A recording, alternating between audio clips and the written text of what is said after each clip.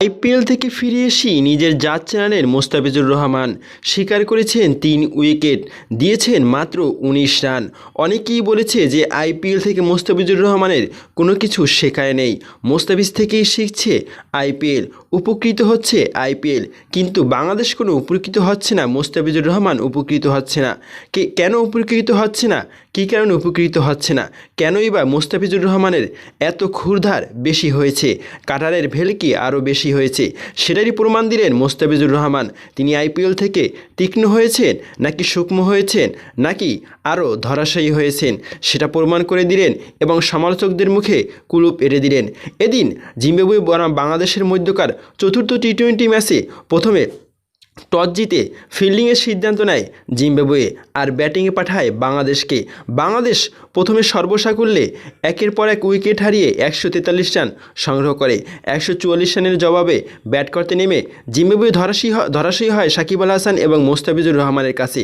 মোস্তাফিজুর রহমান এদিন 3 উইকেট শিকার করেন, 19 রান দিয়েছেন। তার কাটারগুলো ছিল অনেক সুন্দর এবং স্লোয়ারগুলো ছিল আরও সূক্ষ্ম, আর তাতেই ধরাশায়ী হয় মুজরবানি এবং সিকান্দার রাজার মতো ব্যাটসম্যানরা। এবারের আইপিএলে একমাত্র প্রতিনিধি ছিলেন মোস্তাফিজুর রহমান। এবারের আইপিএলে দাপটের সহিত তিনি খেলেছেন চেন্নাই সুপার কিংসের হয়ে। মহেন্দ্র সিং ধোনির হাত ধরে একের পর এক উইকেট শিকার করে চলেছিলেন কাটার মাস্টার দ্য ফিস। সেরা উইকেট শিকারের তালিকা থেকেই এসেছেন ফিস আইপিএল শেষ করে বাংলাদেশের মাটিতে পা রেখেই আবার জিম্বাবুয়ের বিপক্ষে মাঠে নেমেই 3 উইকেট শিকার করে বিশ্বকে তাক লাগিয়ে দিলেন কাটার মাস্টার মোস্তাফিজুর রহমান।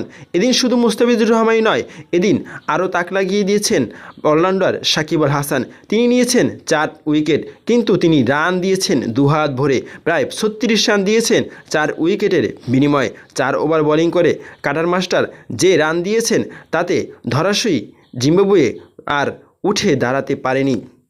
তবে এখানেই শেষ নয়, মোস্তাফিজুর রহমান 3 উইকেট শিকার করেছেন, দিয়েছেন 19 রান, হয়েছেন ম্যাচ সেরা এবং ম্যান অফ দ্য ম্যাচ। প্রথম ম্যাচ খেলতে নেমে জিম্বাবুয়ের বিপক্ষে ম্যান অফ দ্য ম্যাচ হওয়াটা চারটিখানি কথা নয়, সেখানে অনেক সুন্দর বল করতে হবে এবং ব্যাটিংয়েও মোস্তাফিজুর রহমান অনেক দৃঢ়তার পরিচয় দিয়েছেন।